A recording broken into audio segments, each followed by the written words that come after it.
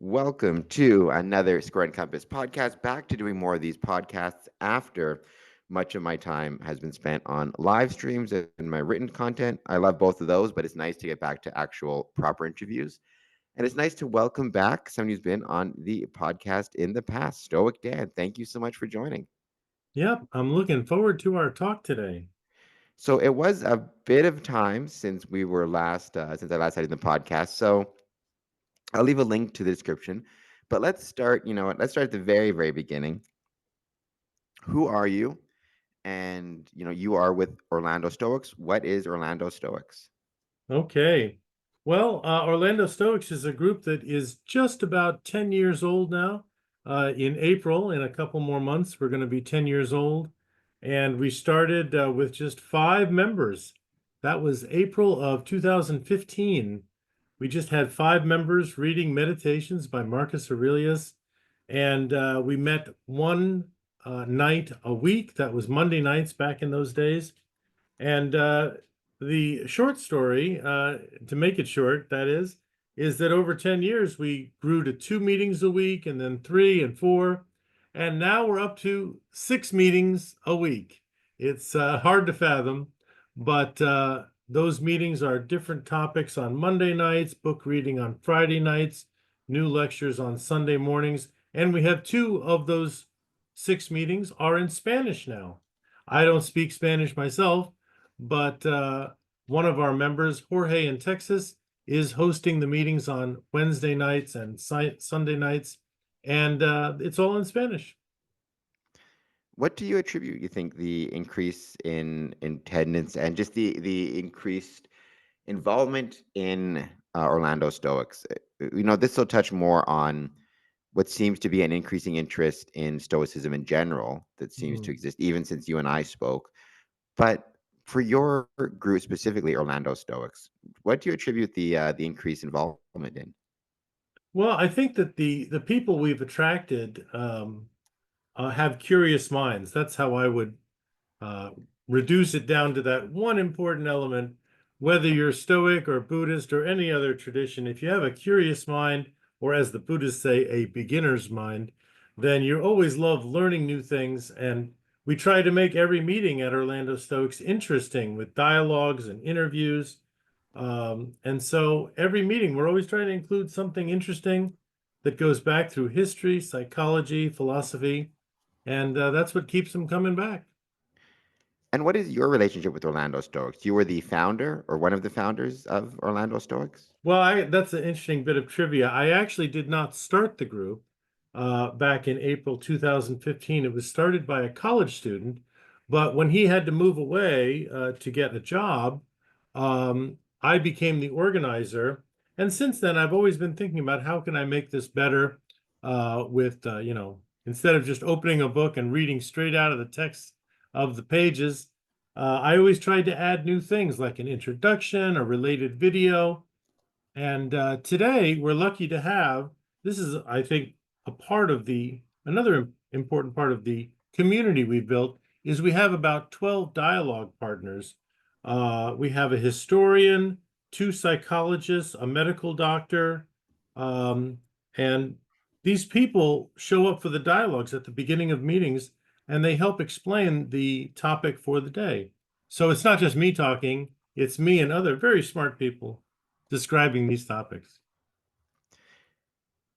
The so instead of I'm going to kind of go back around at some point and touch on the what seems to be the increased interest in Stoicism um, in society in general, at least in North America, what seems like. But before I get onto that, I do kind of want to go with the first topic or the first question we kind of talked about offline, which is this idea of virtue being an important um, virtue being a important quality among Stoics, as well as a very important quality amongst Freemasons, or something to which we want to strive. So, from a Stoic perspective, how would Stoics have approached or understood this quality or idea of virtue?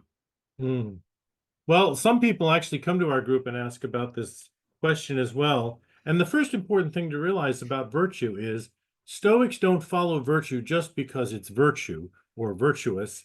It actually has reasons why we follow the virtues. For example, the first and most important one is that virtues will lead to eudaimonia. That's the ancient Greek word for happiness, but not just superficial happiness, but deep happiness, that you're living according to reason, you're following something fulfilling in your life, and that's how you're building a good life for yourself and for those who are around you.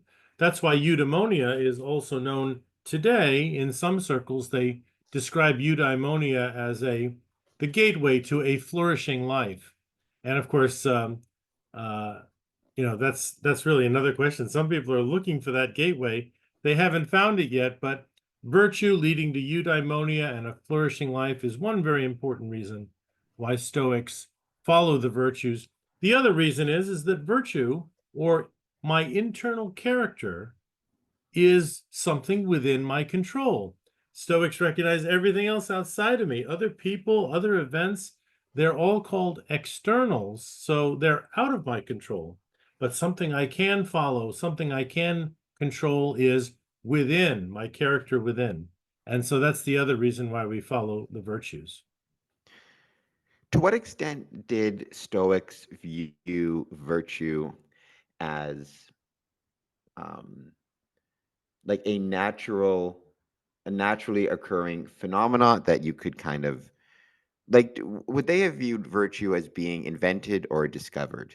If that makes any Mm, sense. So similar to I mean, scientifically, you sometimes hear that discussion around mathematics, for example. Is math invented by man, or is it something that exists in the universe and is discovered? Like, mm, does the concept of two exist even in a universe where there's nothing, right?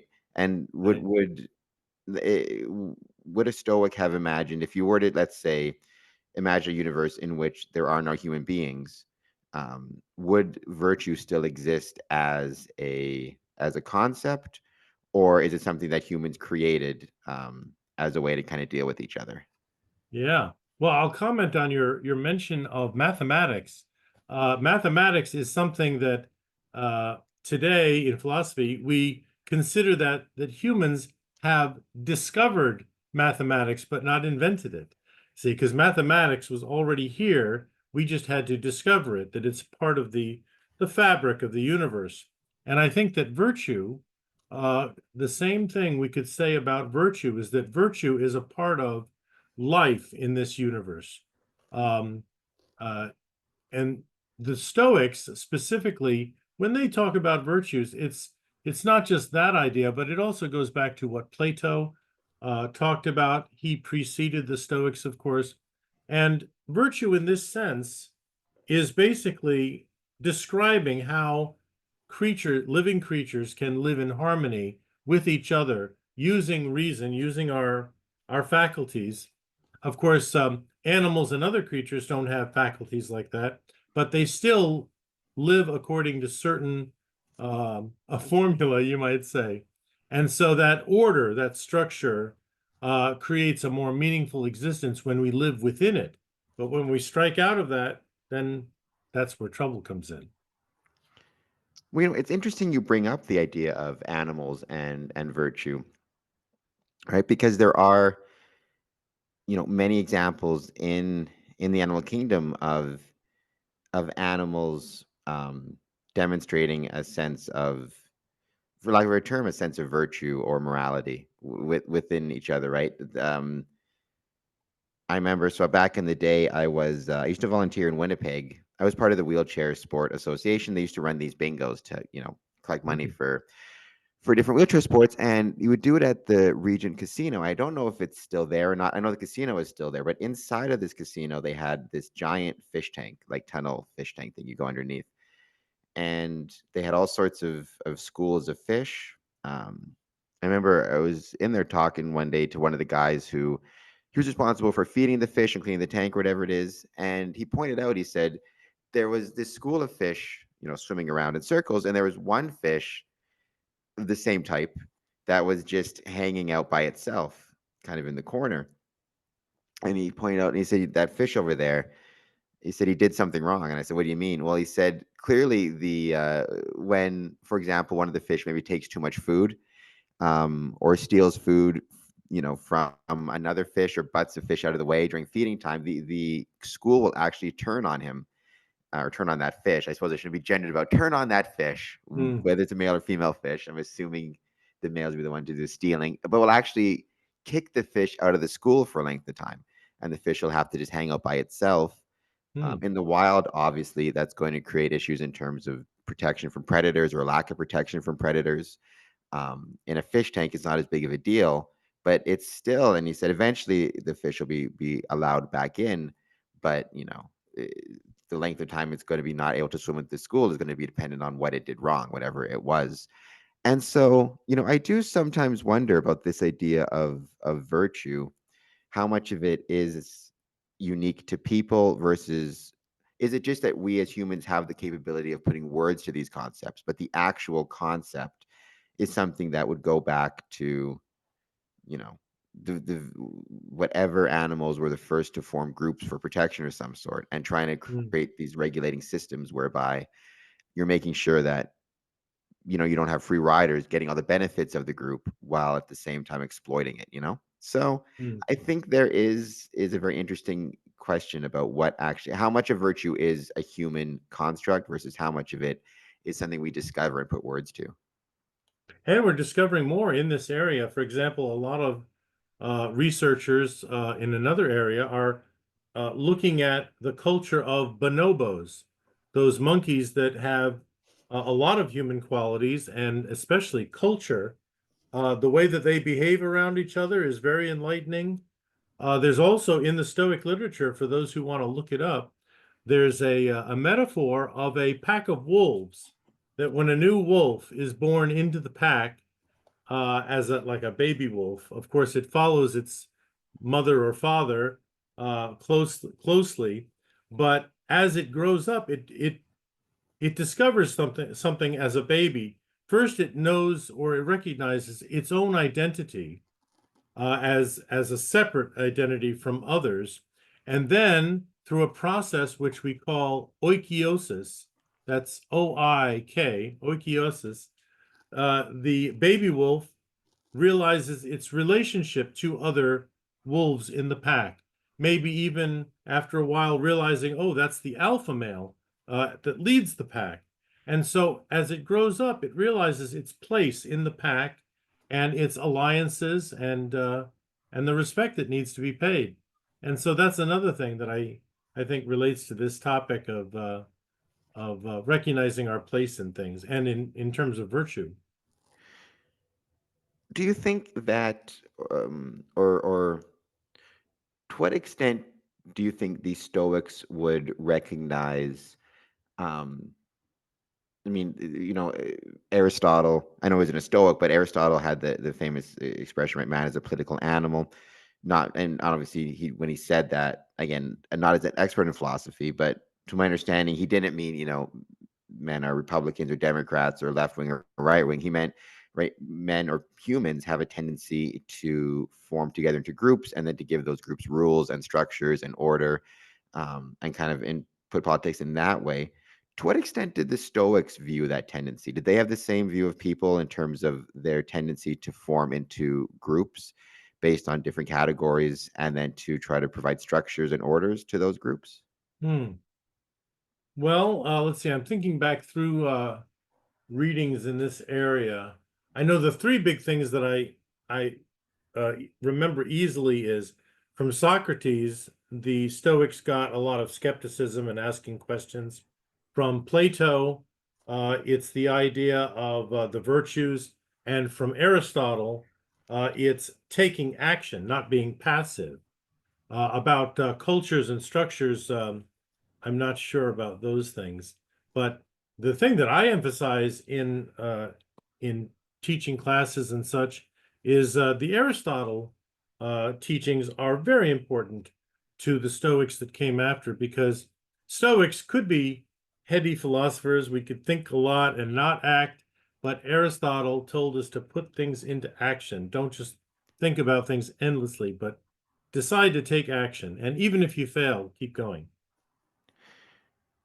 I mean, on that, I think there's definitely some Masonic parallels there. The idea of, I mean, well, because if you look at Freemasonry in the term of builders, right, stonemasons, certainly, and there's discussions in that around the idea of like the greatest, you can have the greatest kind of blueprint in your mind for a cathedral or a castle or whatever it is, but if you don't actually at some point get to work, the thing is never going to be built itself, right? Mm-hmm. The other thing that I understand connects Freemasonry and Stoicism are certain cardinal virtues, the idea of temperance, fortitude, prudence, justice, some of these kind of um, virtues, specific types of virtue, right? So, curious going through them each kind of one by one. Start with temperance. That's my personal favorite because it's the one I have the least of. So I'm working on it. What do you think the Stoics' view of temperance would have been? Well, that's it's a big area, but temperance, also known as moderation, is the idea of self-control. And so that creates in a Stoic's mind this kind of a balance beam that on one side I have all these desires and expectations, but on the other hand, I want to master those desires so that I don't get carried away with them. Because in a modern sense, in the modern Stoicism movement, there's a lot of literature uh, that kind of fuses Stoicism with psychology and tells you how to handle your impulses better. In other words, my impulses as a human being, I can't stop them completely.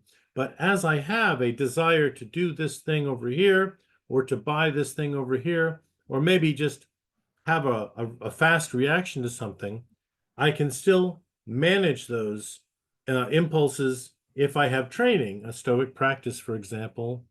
Uh, I'm better able to manage those things and decide, do I really want to do that? Or maybe there's a better way of doing it.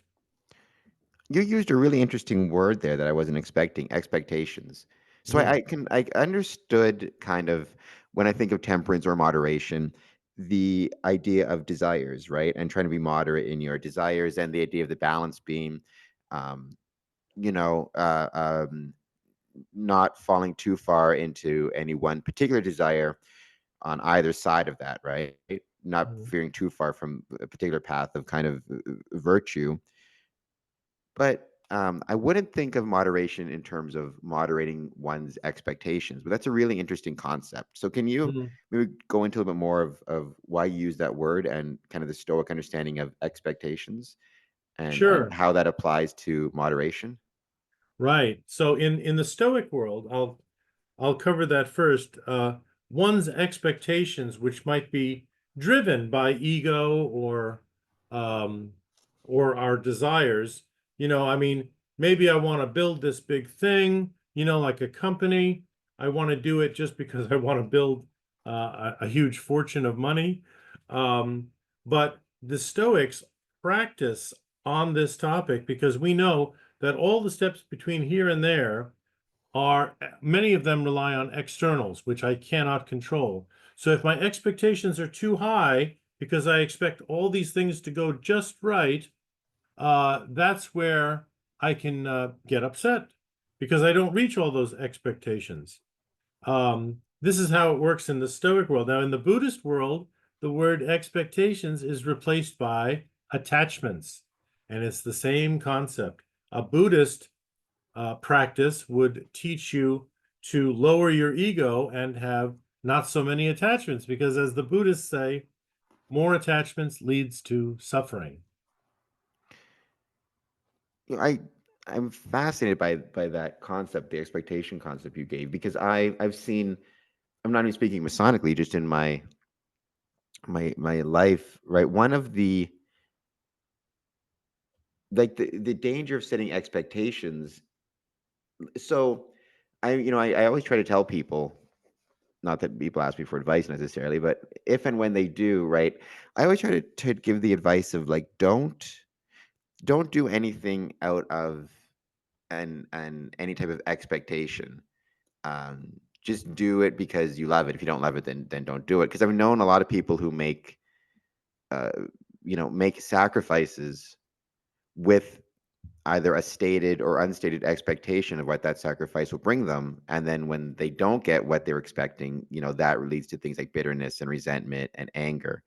They're not necessarily making the sacrifices out of a love of what they're doing or out of a love of the thing, right? They're doing it out of some type of expectation. And that can be extremely dangerous. I found that in Freemasonry. I found that in wrestling. I found that in a lot of different categories of life, right? And so, um, yeah, I think there's a lot of wisdom in that idea. And also, you can become bitter and resentful to yourself, because you pointed out, Mhm. I thought it was very, very valid as well, right? It's like, if you because there's this myth, kind of, I think it's a myth now, right? This idea of, like, if you work really hard, then success is a guarantee.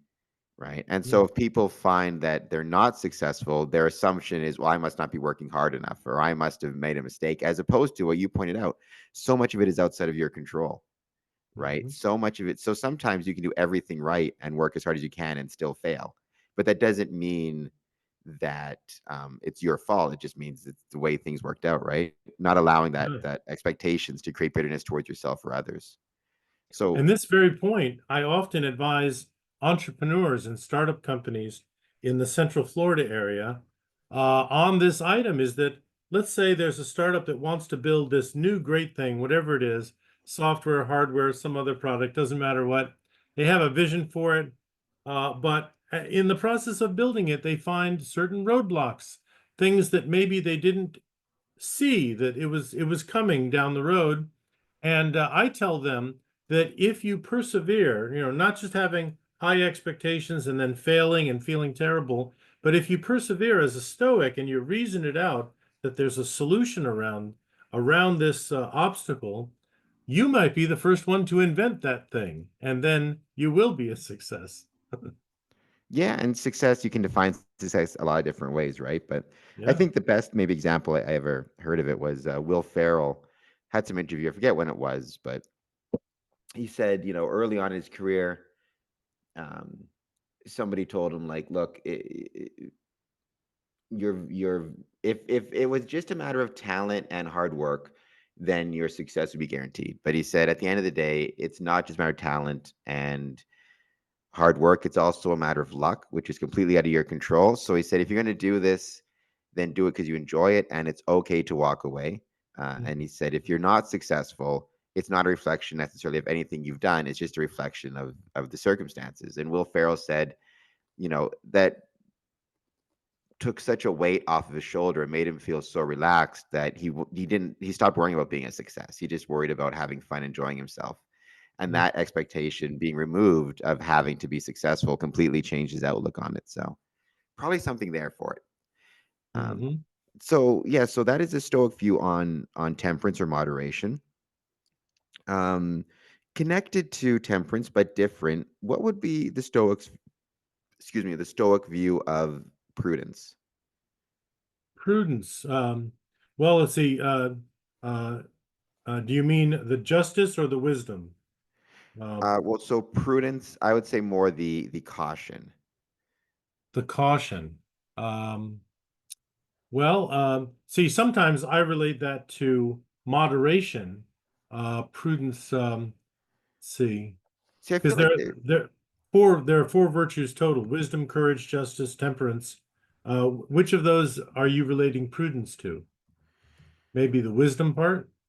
yeah, I mean that's where I would um right, because I mean I often think of prudence from a cautionary perspective. If you I just to be sure, right, looked up the definition, right? The Hmm. ability to use reason and good judgment to make decisions and act carefully or Ah. act cautiously, right? So that is how I would kind of define prudence. So where you'd fit Yeah, into those, I think I think wisdom it makes sense. relates to wisdom the most.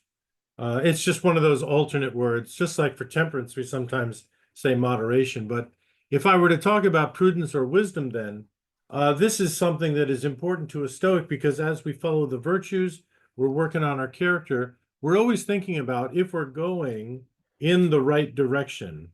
That's one way of being prudent. And we're not just trying to improve ourselves, with that wisdom, but we're also trying to improve the people around us. So it includes things like practical wisdom, good judgment, withholding judgment sometimes. You know, if you see an event happening and you might think to yourself quickly, gee, this looks terrible. You know, this is going to be tough to get through. As the Stoic starts thinking about it carefully and with reason, rationality, we sometimes find that it's not as bad as it seems. And overall, the picture that we form in our minds, this would be another important part of prudence, is we realize that the entire universe, all life and everything, it has a certain nature to it, or the structure of the universe that they often talk about in modern Stoicism. And we need to realize we're part of that. So the universe is not out to get us. We are a part of the overall structure.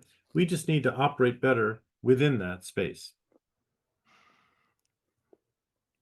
The like did Stoics, or to what extent, and this really is more applicable just to the ancient world, I think. To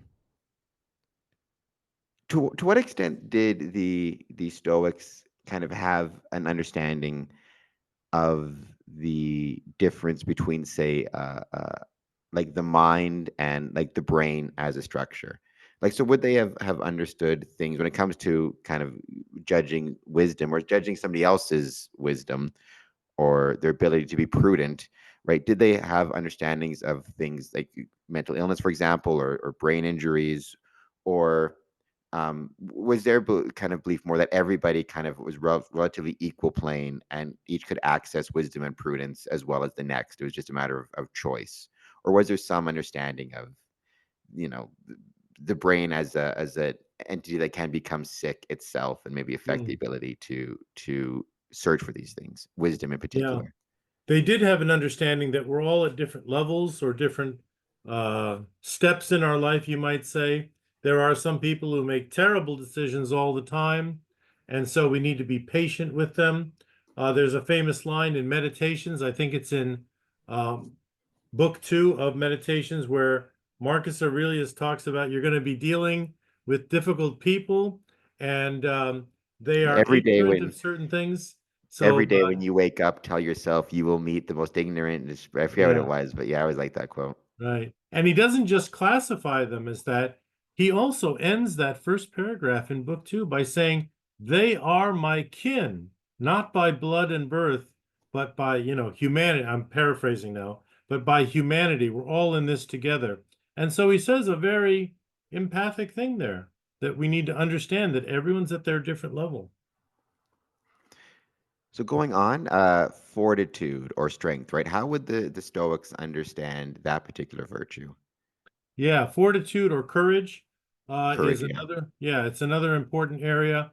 And this part of Stoicism, um, we're struggling a lot with this in the modern movement because a lot of people come to us with this stereotypical image of a Stoic in their mind, that the Stoic is like silent and inactive and off in the corner of the room, away from the party, doesn't participate at all. But the truth is that a Stoic today is someone who has been trained to be active, not passive, and maybe they're just silent for a moment because they're making a decision of how to react to something, how to form an action. But this whole area of courage, or facing fear, facing pain, facing any kind of adversity that we have around us in the world, we all are looking at how we are handling our emotions about this thing, whatever it is we feel that we need to do. And keep in mind that courage is not just like a physical bravery, something that you act out physically, but it's also more moral courage. So when a situation comes up that is against your principles, you may say, no, I'm not participating in this. Or if it's like a bullying situation in public, we stand up and we say there's not going to be any bullying going on today. So courage is on a number of levels. Does Stoicism, one of the critiques I could imagine of Stoicism, or the Stoic philosophy, might be that in the one area that it might be lacking in courage would be the courage to try something new. Like, so Hmm. I could imagine. I don't even, I've read stories, right, and stuff, and like, it's easy for me to imagine and picture people like Marcus Aurelius, who was a Stoic, right, being very courageous in many different circumstances. So, for example, but not necessarily, but because so much of the Stoic philosophy seems to be focused on this idea of like, being courageous, but within kind of the guidelines and parameters. So, who was it? Epictetus, I think, the slave, right? Hmm. The idea of like, he was certainly very, to be a slave, you had to have a certain level of courage because you're basically being, owned by somebody else. There was, and certainly he was more than happy to receive his freedom when he did. But the idea of like the courage to say, can we just tear down this whole system? Do we need to have slaves, right? That seems to me to be one area where I feel like that could be one of the criticism of Stoicism as a philosophy, is that people will be very courageous within the guidelines of the society they live in or within the guidelines of the world, but the ability to maybe consider what could be considered a crazy idea or something out of left field. I mean, I think maybe one example you can use if you're a fan of Star Trek, right? I mean, everybody would agree Spock was incredibly courageous, right? In Star Trek, and he was certainly as courageous as Kirk. But the reason they say why, one of the reasons why Spock never got to be captain is because Kirk would be willing to break rules or bend rules further than others, or take risks that Spock would consider unacceptable in the process of being a captain, because Kirk did not have that necessarily as much of the stoic backbone as Spock did. So I do Hmm. wonder if that's one area where the courage of Stoics may be lacking, or not even lacking, but maybe it's just a perception issue of the courage to take the risk or to challenge the system or to break the rules of the system. That seems to be very Yeah. often something that Stoics were not entertaining. Well, there aren't a lot of mentions of it, but when you read Seneca, Epictetus, Marcus Aurelius, we're lucky to have all those writings. There are sometimes mentions that you should treat your slave better, and and also that women should have education. In other words, women can participate in philosophy also. So they were breaking out some of the rules, or breaking out of the rules in those two areas. But it doesn't get a lot of, it didn't have a lot of mentions. So that is something that I've found over 10 years of reading these things. One of the scholars that I follow, Massimo Pigliucci, also talks about that when you're in the midst of a culture where a certain thing is going on, you can't even see outside that box. You just consider that to be a part of the way the world is.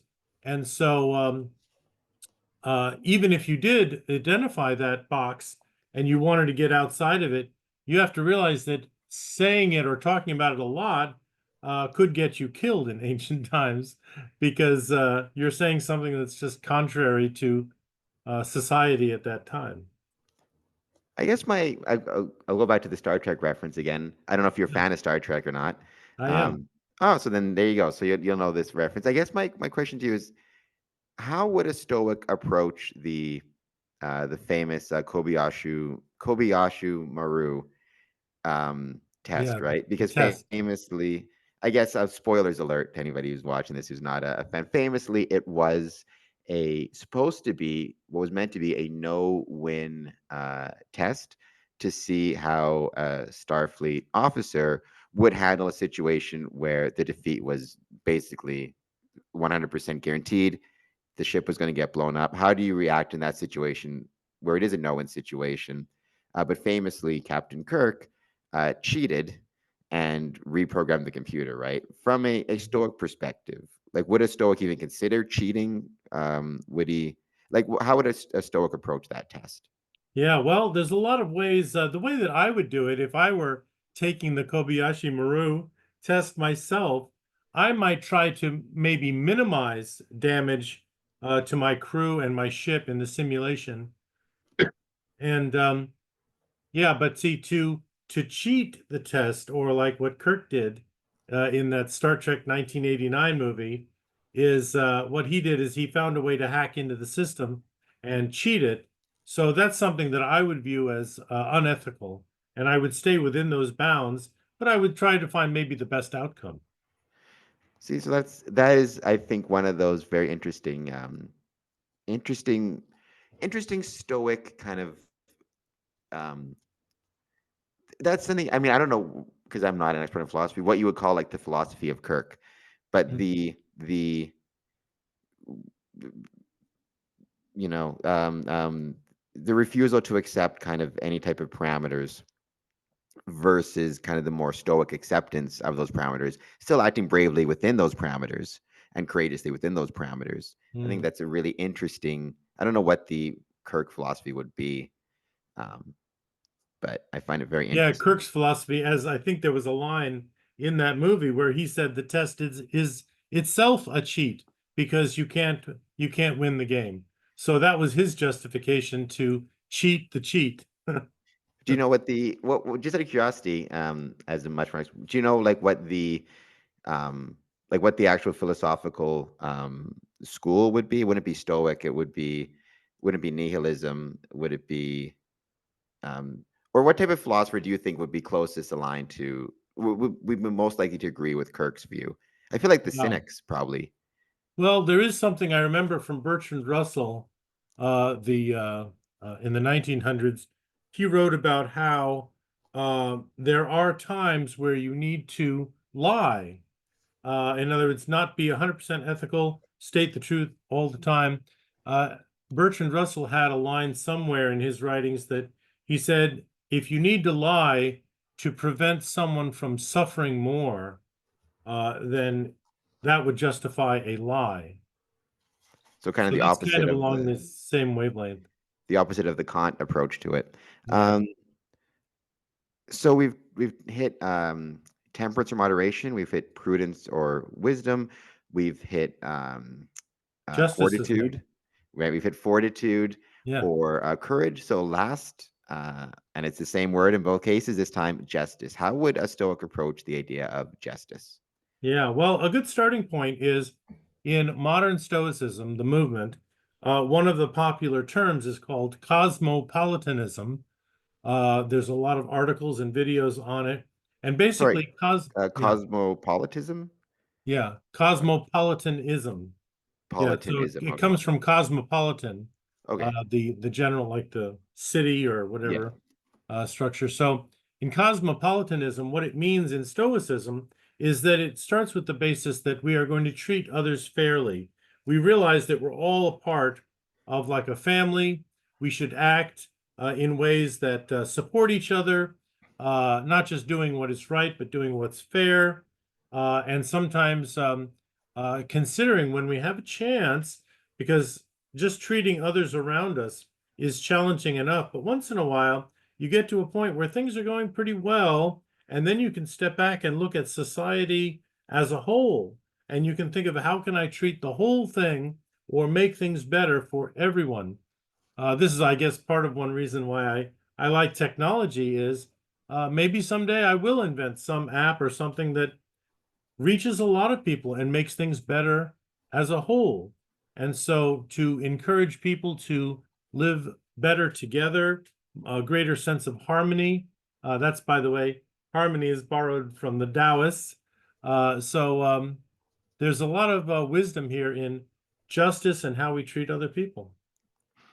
And would a Stoic have considered justice primarily, the test of a just society being primarily a reflection of how individuals treat each other?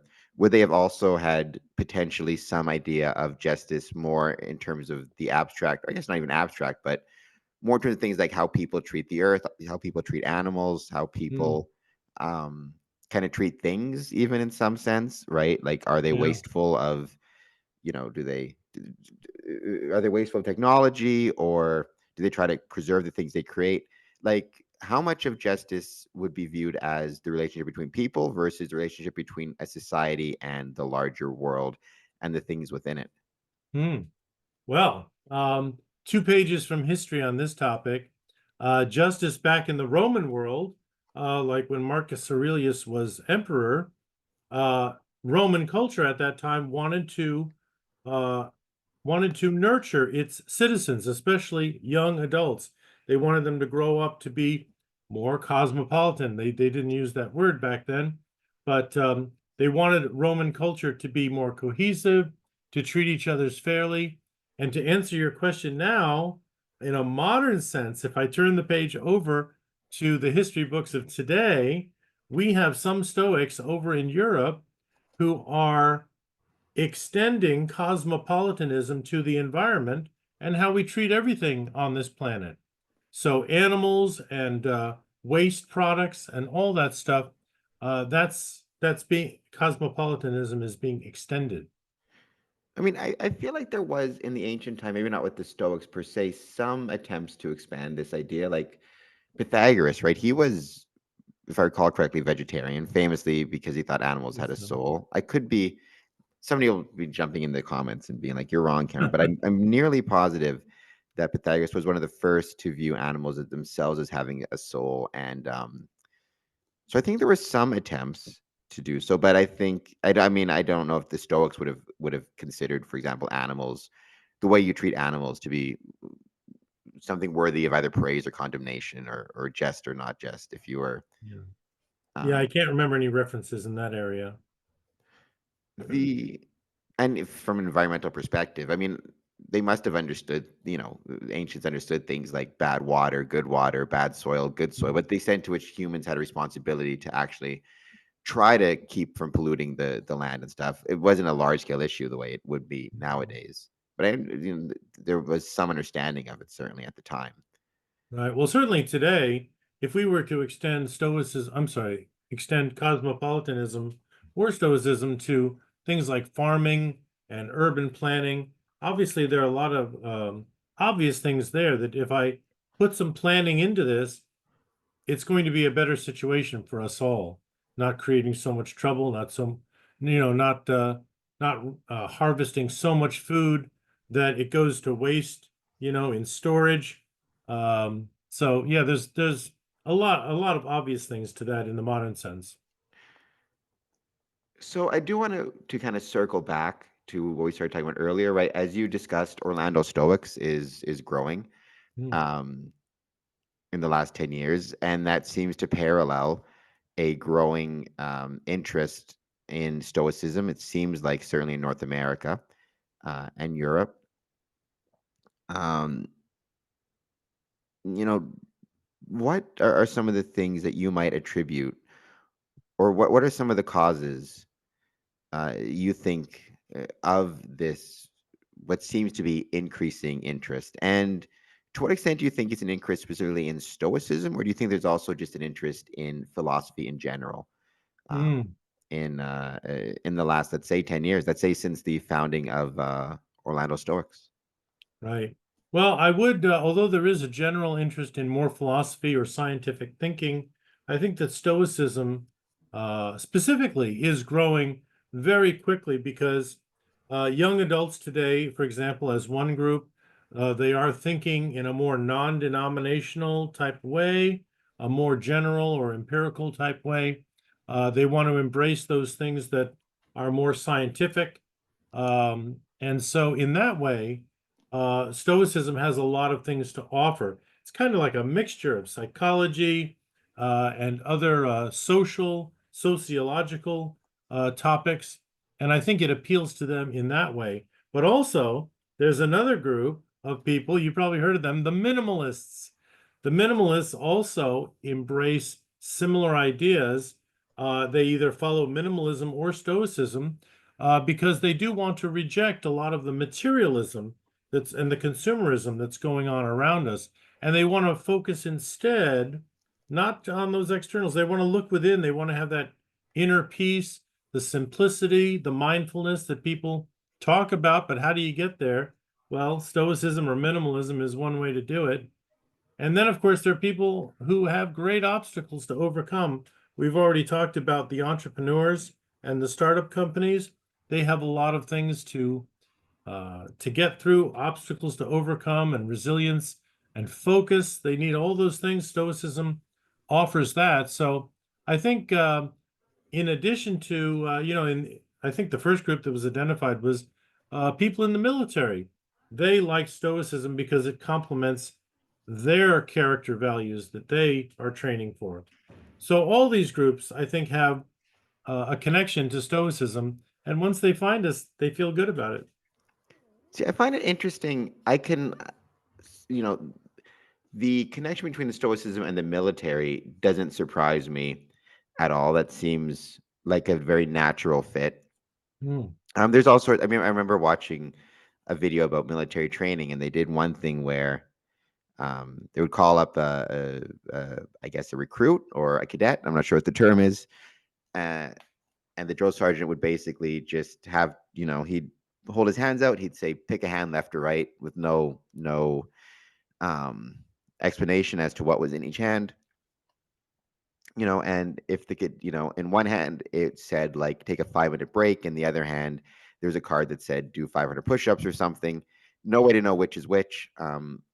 But the reason why they did it that way, right, is because it was trying to impart that Stoic philosophy of, you sometimes you're going to be in the field and you have to make a decision with limited information or with no information.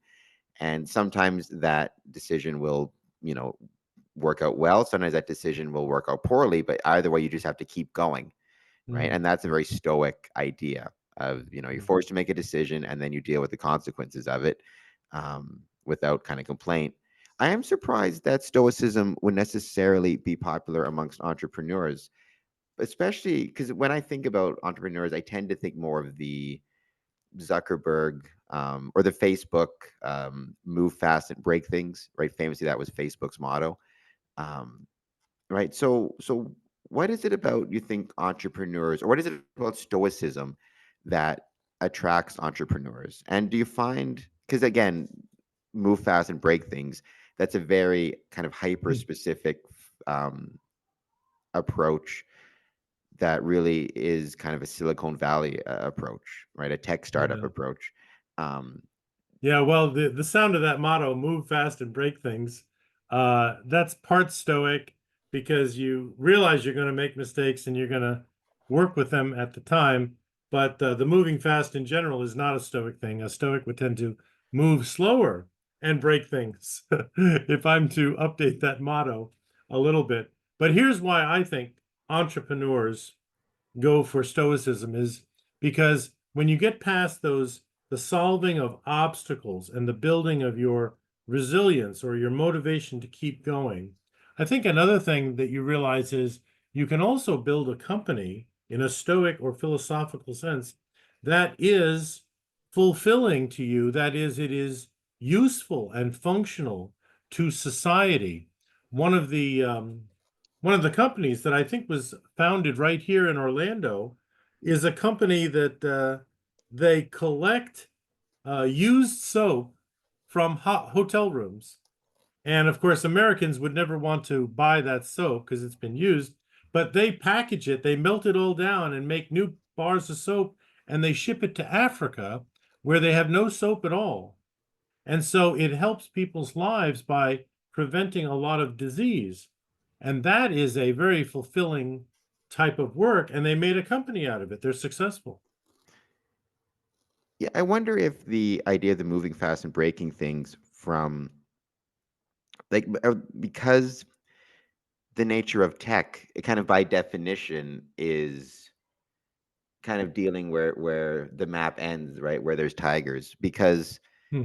um, and I think I saw that in the interview. And look, I'm no necessarily fan of these tech bros, but I do respect kind of what they were able to create. But he was saying like we were doing things that like it never really been done before, right? Hmm. From the technological perspective. And so he said like you're kind of moving super fast because you're almost running ahead regulators and regulations, and because you don't know what you're going to end up what you're going to end up breaking. And he said if every time something went wrong, we stopped to fix that problem, everybody else would kind of catch up to us.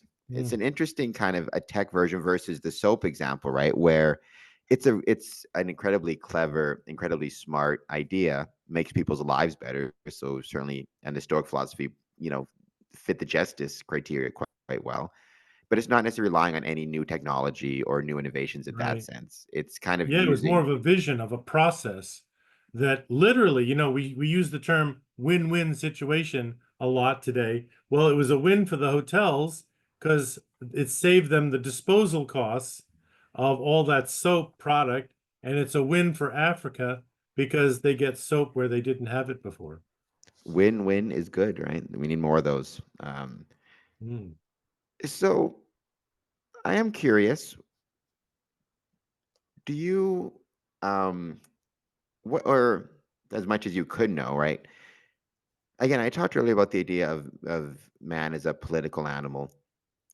Um, these forming of groups. So, from a Stoic philosophy or a Stoic viewpoint, what are some of the thoughts you have surrounding, say, it doesn't have to be Freemasonry per se, but fraternities, these kind of groups and organizations where you have kind of these shared rituals, um, these, I guess, private organizations where you have shared rituals and membership criteria, things of that nature. What would a Stoic kind of interpret those things as? Would they interpret it as an attempt to reach some sort of brotherhood, virtues? Like, what are some of the ways Stoics might view these Mm. groups? Well, of course, there are many organizations and many different rituals, but I can say in general that any group that, let's say, a group of practicing Stoics in your town, it could be 5 people or 100 people. If you get together and share your techniques for practicing your philosophy, whatever it might be, I would say the repetition is a good thing. That goes back to Aristotle, who we mentioned before. He said that to attain excellence, I'm paraphrasing here, but to attain excellence, you need to form a habit for something. Do it repeatedly over and over again. And this is certainly true today in modern Stoicism. I tell people, when you're in traffic, you have to practice your equanimity so that traffic jams and other accidents and things that happen in front of you, they don't upset you. You got to practice it not just once a month or once a week, but practice it every time you go out into traffic, because that repetition is going to help you. As a worshipful master, I would tell people if you're stuck in traffic, practice your ritual. Mm. But that's a worshipful master thing. Out of curiosity, how would a Stoic view view ritual? Because one thing I find interesting about it, and I've tried to explain it to people, right? There are certain things that you can practice that they have, in theory, an obvious practical benefit. So exercise, being the most obvious example, right? It's like if I develop a habit of doing 100 push-ups every day, I'm going to get some bigger muscles, right? And I'll be healthier. And then there's other things where it's you can also kind of see the practical benefit as being obvious, right? So if I just say I'm going to read 50 pages a day, if I'm going to read chemistry textbooks, I'll learn more about chemistry or whatever it might be, right? The idea of ritual, where it's not necessarily obvious what the practical benefits of it will be, right? Mm.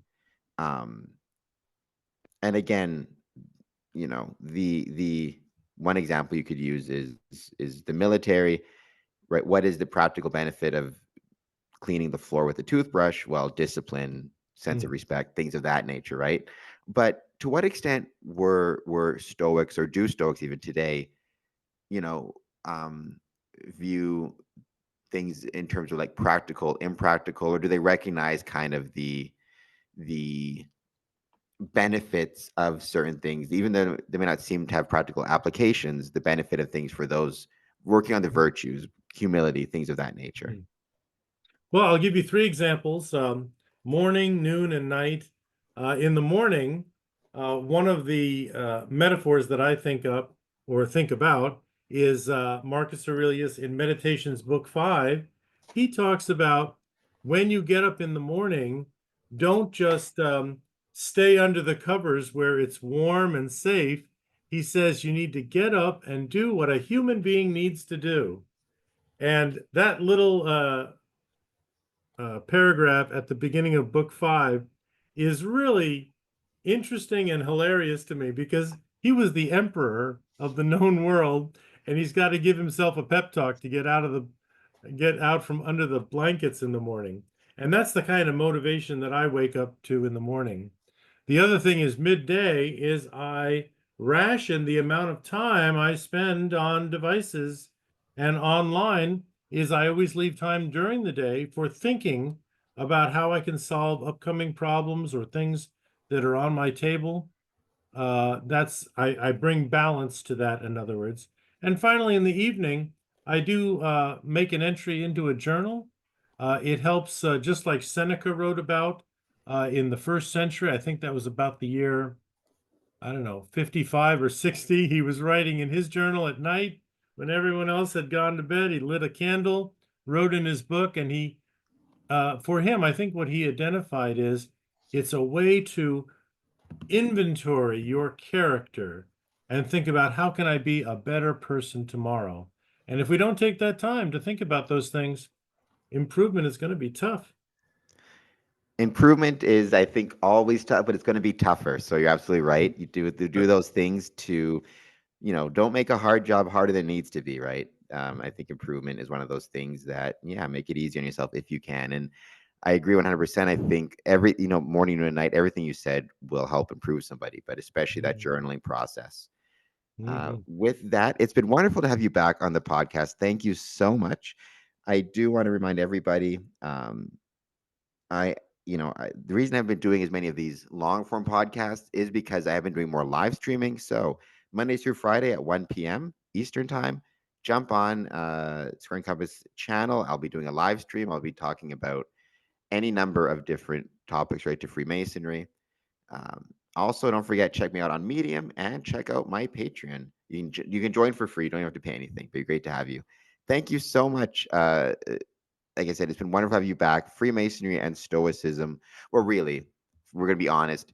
Freemasonry borrowed slash stole a lot of ideas from Stoicism because they were good ideas. So it was worth it, I think. So I appreciate having you here to talk about them. And certainly these virtues, I think, are worth discussing for both All right. Masons and Thanks for the non-Masons. conversation. Thank you so much. All right. And I'm going to hit the stop recording button. All right. Thank you so much.